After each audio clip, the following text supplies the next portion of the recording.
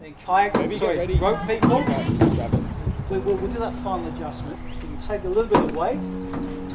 You tell us when you're ready. Yeah. All right, kayaks, start to pull out, please. Pull out, sideways, pull. All right, drop it down, boys, watch your toes. Yep. Right, turn it if you can turn it. There you go, cool.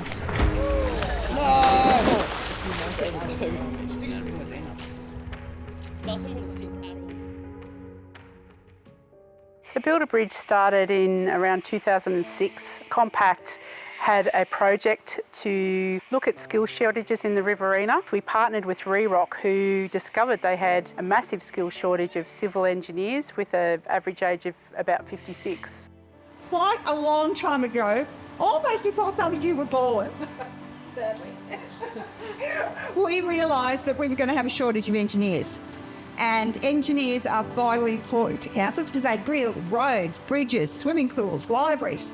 You name a public building or public facility, and an engineer is behind its design and its construction and its maintenance. We got our heads together and we found Nigel, our wonderful facilitator. I've worked all over Australia, worked in Southeast Asia, also done construction, roads, bridges, buildings, all sorts of stuff. Okay? And it's the best career you could possibly ever imagine. It's wonderful. What we're here to do is give you that first insight into what I've done for 25 years of my life. Build a Bridge is that little tiny wee little box that gives you some insight into what we do, what I do for a living. There's all these people.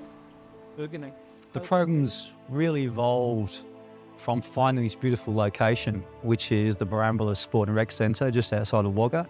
A great outdoors environment. School is great. It provides all those foundation skills for students to learn. But coming out here, what we try to do is provide a practical experience.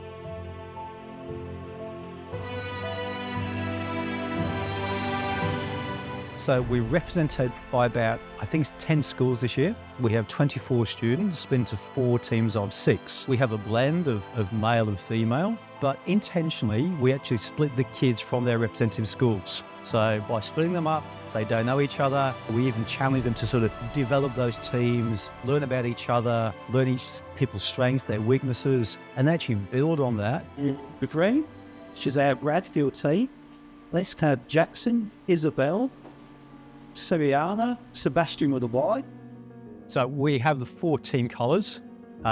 We have our red, our green, our blue and our yellow. We go with the Office of Sports staff and run some team building activities. All of these boxes, as you can see, have some letters on them. D has the exclamation mark at the bottom. Yeah. Oh yeah. Yeah, it's 5 letters, yeah. Oh, do they have to stack? Do we have to? Yes, you have to stack it. The first one. Really? Stack it, use the letters.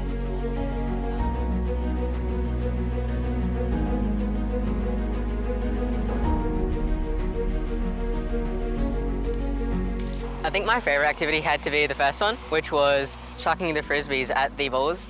That one was really fun because it was nice to have everyone going around working as a team. If every day is as good as this, then I'm definitely looking forward to the next couple of days. Important, like all situations, it is competitive and we're out there to win.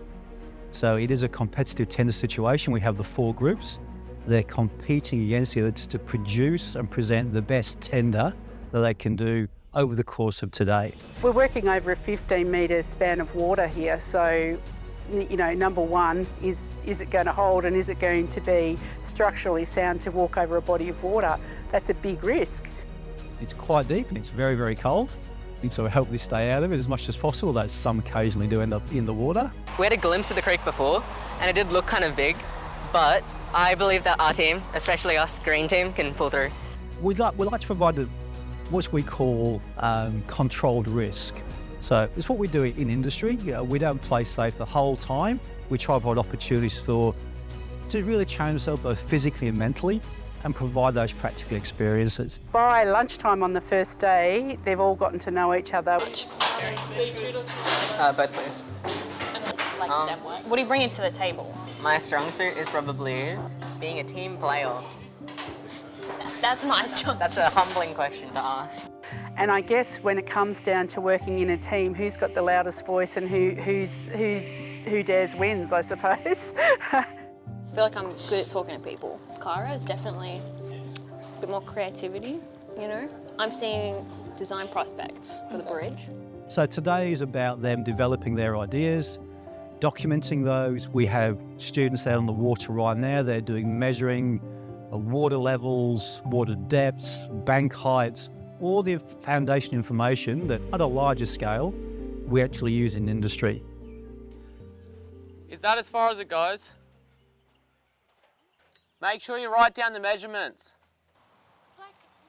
You know, I understand your maths, right? I get that, and you would find that, but either way, you still have to get rid of this or keep it. But you can keep it, and you can just mark on it that, you know, that's where a tree is. They can work around the tree, design around the tree. Like, what if they wanted to design a swing from the tree?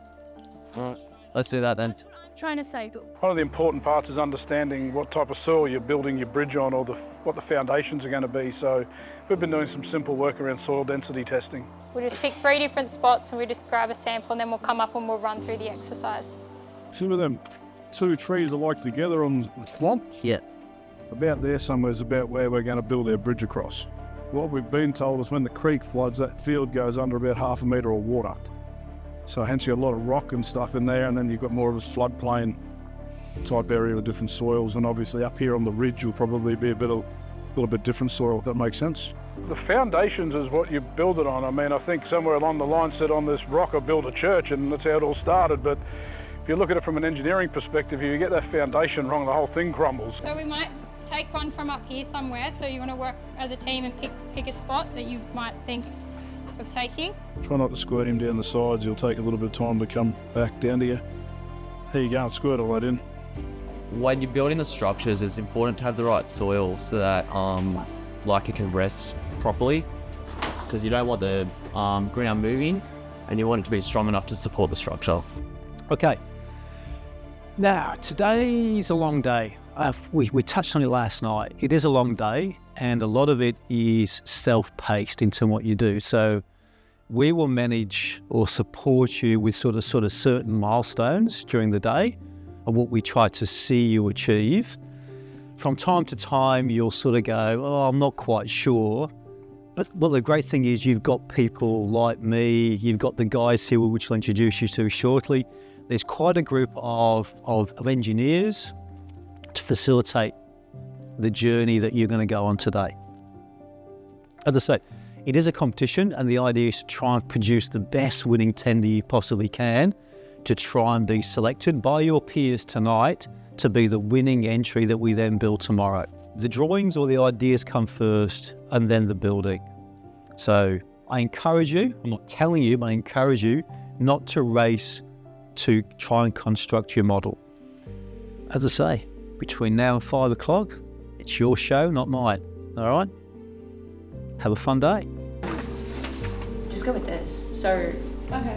we need the 2 lengths of cable, the rope. Could you possibly draw that up on there so that we have like a... So we still need to get all the others on board, but we can't just like... Yeah, no. That's not 3 meters either side. 20. No, but it's 14. 28. What's 28? The distance because of our scale. At least if we do the suspension with the planks, we don't need those 4 metal things. Yeah. Exactly a metre. So we're going to have 2 supports on either side with a wire running across. Then our bridge is going to be connected to that wire, which should hopefully hold it all up while we walk along. Team somewhat scrapped the entire bridge plan that we have. So we're pretty much starting from scratch, and we've got to pick out some bits, measure it, see if it's going to work for the gap that we're trying to do with the new design that we have. About 3 metres. Yeah. What are your... Can you talk me through what you're doing? Well, so we've got the distance of the coat. We're also just having a look at our resources. Yeah. Just double check that we've got at least enough if we get picked for the biggest one. We don't want to be caught getting picked, having the option to choose ours, and then not having enough stuff to fair enough. actually be able to build it. That was what we needed. Yep. and then it needs to be at least 17 metres long. Yes. So we're just So how long have you got? At the moment we've only got 14. We're trying to find the distances and also like the depth of where the soil is underwater, because at the moment we're kind of just guessing around of like the distances and kind of just getting some like averages kind of, but now we want like the exact measurement so we can like just make it more accurate. One thing to measure that so you can you feel the bottom of the soil, just give it, and that'll be the height of the water. Yeah. Then push down further and you can see the grey silt that's in the bottom. Yeah. So that's not a structural base that you would want to go from. So you want to. So one of the major concepts of a bridge design is your surveying. They did land surveying yesterday, but the most important part now for their design and their scaling for the structure that they require, they certainly need to know the width that they've got to span and the depth of the water that they're dealing with. Sometimes I'd be surprised by some of the ideas they'd have and be like, that is genius. Like, how did you even come up with that? And you really start to spot the kids that are instinctively have those engineering inclinations. After working with all of the different groups, I think the red and yellow, well, I was slightly conflicted. I do think both the red and yellow team are working really well together. I particularly enjoyed the enthusiasm, or like the, how can I say, not the acting, but the way that the red team is approaching it in a more theatrical way. So it might be the red team. The way this works is we're going to invite each team up to do up to a 5-minute presentation. After the presentation, we're going to give you a moment or two to think and put together a maximum of 2 questions to ask that group. The easiness on us in that we don't have to put in a whole lot of manual labour. It's mostly just... I remember our pitch night. We'd worked really hard the day leading up to it. We thought we'd done everything that we could, and yeah, we were very nervous, but we were able to go and present to the rest of the teams, and fortunately it was ours that ended up getting picked. Hello, I'm Alex Casey. I was a graduate in the 2013 Build a Bridge camp, and I'm now currently a senior project engineer here in Wagga Wagga working for Transport for New South Wales. We rigged it first up ourselves just to see...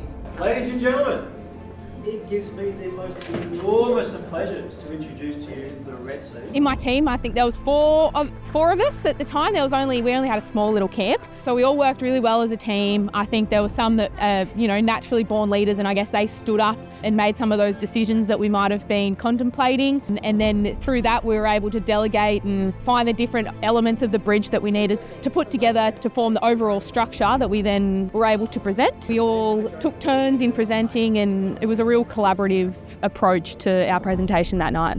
I was always good at maths in high school, but didn't know exactly what I wanted to do, and the Build a Bridge camp was the first camp that I attended. It got me really interested in engineering and how we can use that in everyday life. And from there, I attended another Women in Engineering camp the following year, and that really cemented my passion for engineering and I guess bridges. And now I get to work in Wagga, where I grew up, and I love that there's so many career opportunities, and I love giving back to the community that I'm from. And yeah, I get to work in bridges in Wagga now, and I love it. Once I knew that I wanted to do engineering, I applied for a scholarship in Year 12 with Transport for New South Wales, and they actually paid for my engineering degree, which was great. And then the company employed me during university holidays and paid me whilst I was working and gaining that hands-on experience throughout my entire degree. And now that I've finished my degree, I've got all this hands-on experience, and they've employed me, and I've been there for the last 8 years. As well, it's difficult to make that. So then we came up with... So were you able to find 8 posts of the same height? It was $9,330 total. 9,000, remember these guys have got it here, 9,330. I guess advice would be don't hesitate to ask those questions, to reach out. There's so many consulting and engineering companies in Australia, in Wagga, so you've got to ask those questions to know whether they'll support you, and most likely that they would. They're screaming for engineers, especially in the regions. We've got lots of work on, and there's never going to be a shortage of work, so definitely recommend asking those questions and seeking out to those companies or consultancies that you might be interested in working for. The scale out of 10? 9 out of 10. 9. Your project presentation, their project presentation? 2. The materials list? 0. their full-scale construction to the low test we've done them together. It's their construction plate. Are you happy? First, second, third, fourth. Okay, right, cool. You happy? All right, ladies and gentlemen, we do have a winner. Yeah, I know, hey? No, what's the chances? So what we've done, we've taken where you've got, say, 3 scores by a team, we've averaged those to normalise the information to give you a net score. So it ends up with a decimal. To give you some idea, it's really close. All right, so red team, here we go. Congratulations.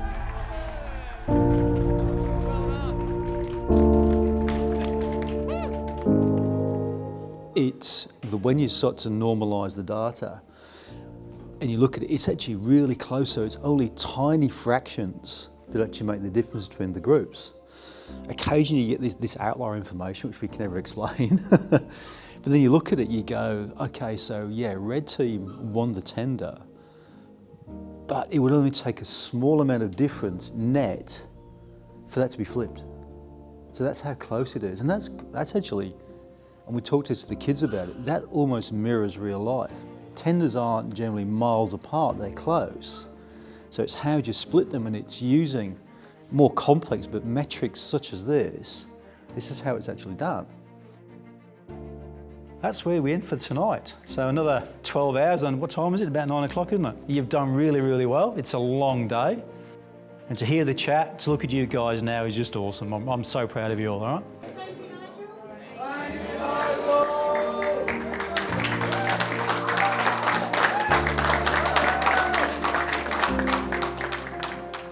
So day 3, they build the real bridge. So everyone works together. We have a presentation in the afternoon, so they have a very strict deadline. They have to have a bridge built from start to finish in half a day, which is pretty phenomenal. I don't think we've missed one yet. So hopefully that will be the case this year as well. So you need to have a bit of a chat of how you want to break up the work phases, who's going to control what area. And then, so Mike will work with you too, Steve will work with you too, I'll work with you, and then we'll get the teams working. We'll then step back, then watch you play for a couple of hours. Yeah? Does that make sense? All right. Have a bit of a chat, work it out, stick it all down, and I'll get this lot to start moving stuff down. The people in the red hats are the project managers. They designed the bridge, and everyone else is assisting them. The girl in the middle is the sort of lead project manager for all this. She's taken that leadership role. And it's really impressive to see her, grow into that role and put into practice the skills she learnt yesterday. Tom and Oscar, because they have the most knowledge of it, and that'll be the green team. Is everyone cool with that? These are the only pointers making contact. You would need to somehow get a scan of the hard layer under that, which is That's what I'm saying. This is impossible. So it's either try it and it doesn't work, or not do it because we think it's not going to work and have nothing. It's not going to So work. what do we You need have to to change? You have to have. So say that's one of the logs. That's the other log. So the 2 teams are setting up there. The pole is going to be in the middle of the river eventually. So they are working out how to fabricate the base of that, which is going to be at the bottom of the river, and then how to transport it into the middle of the river and put it in position, and then hold it in position so it can support the bridge. These guys are setting out the end of the bridge. That's where the end's going to be. They're digging their first holes. You don't reckon that's going to come out? Alright, we've got to put this one in more. Yeah. It's holding down the bottom.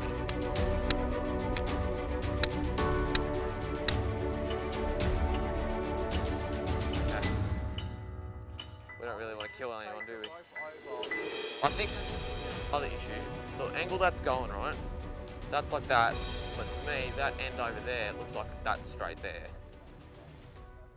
So if that, is that gonna? Ours are a little bit to the outside.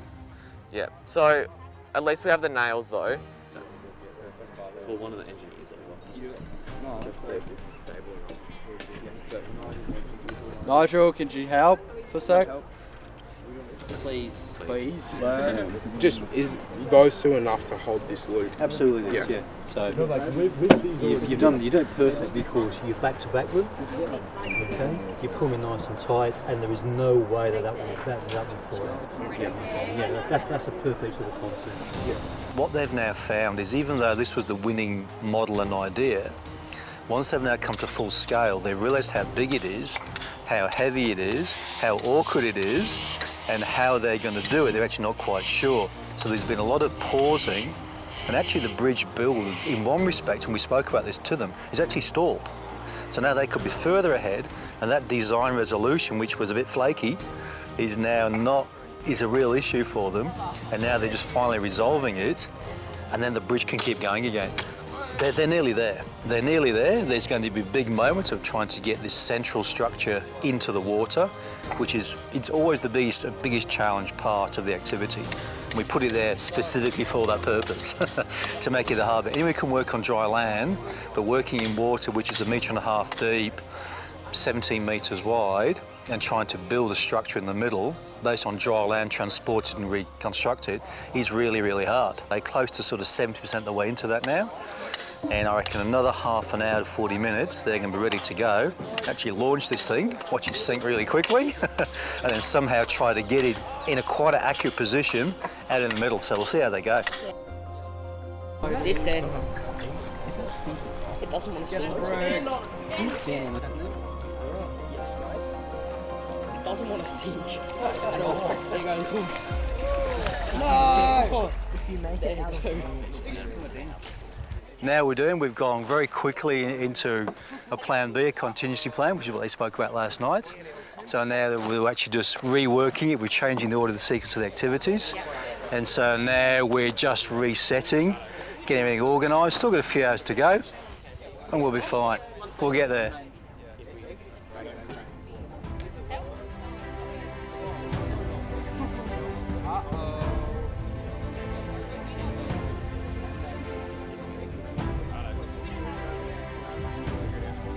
Compact's involvement in this is around work placement for students who may come away from this and go, yeah, this is really a career path for me, and need some connection with industry. So we're very well connected with engineers in the region. To be fair, I didn't have a really high graduate salary, so I worked for 2 years as an undergrad, and then my first year out of graduate, I was on a fairly low salary for the first year. The big thing for me was that I saw my salary jump from 70,000 to 150,000 the second year after graduation. So once I learnt those skills, it gave me the value as an engineer. So I picked up those engineering skills. I had this massive jump in salary that is non-comparable to any other industry.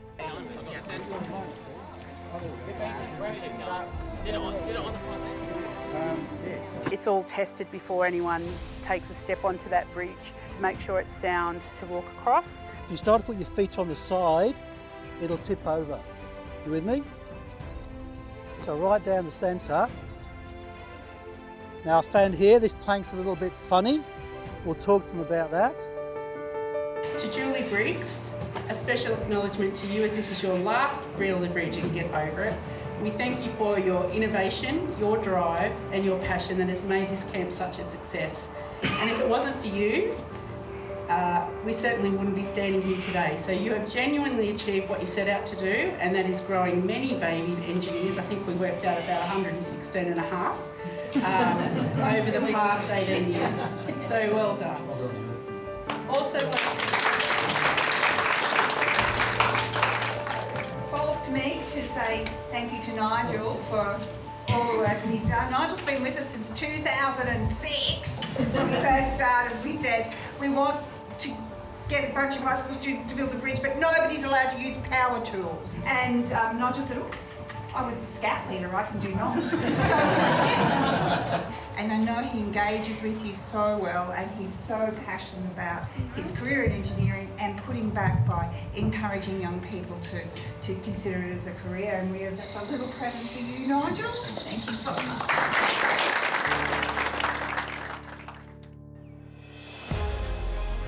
this camp can't happen by itself, and so the partnership idea is really important. It really is an industry and community and education partnership. As part of that, we really do rely on industry to take a hand in this and support these young people to experience life as an engineer for the 3 days. So the value of the mentors is really critically important, and also it doesn't run by itself. So it's just important that we do have some financial backing from industry or government to ensure that this can continue on. We have proven over the years that it is a successful model, and that is backed by IPWEA New South Wales. They see it as a really valuable tool for getting young people into industry, as do the Shire councils from Reerup Shire as well, which is why they have been so incredibly supportive, and the water councils as well. Well done, you did it. I knew I could count on you. I promised you everything you need to live a long and wealthy life, so here you go. It doesn't take much to be kind to others. A simple smile can make their day and will make you feel amazing at the same time. Work with others. Sometimes they have the knowledge and experience that you are missing. They can teach you just as much as you can teach them. You're capable of anything, but hardly anything just happens. Most things have difficulty. Don't give up when things get hard. When you finally complete what you're working towards, it feels spectacular and uplifting. Don't forget your body. You have the same one for your whole life. Look after it, wear sunscreen, eat some healthy food, and don't forget to rest. If you follow these things, then you'll achieve millions of goals and be able to look back on your life and say it was good. But don't forget, we all trip and fall sometimes. You just have to get back up and keep trying. Yeah. Good team.